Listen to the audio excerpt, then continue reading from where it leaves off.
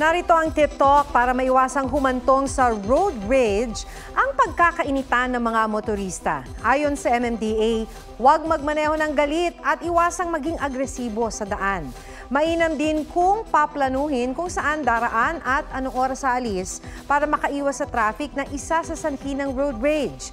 Magbigay ng tamang distansya sa pagitan mo at ng nakapaligid na sasakyan. Iwasan ang pakikipagkumpetensya sa daan, irespeto ang lahat ng road users.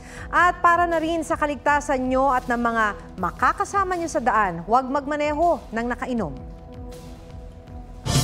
Huwag magpahuli sa mga balitang dapat ninyong malaman. Mag-subscribe sa GMA Integrated News sa YouTube.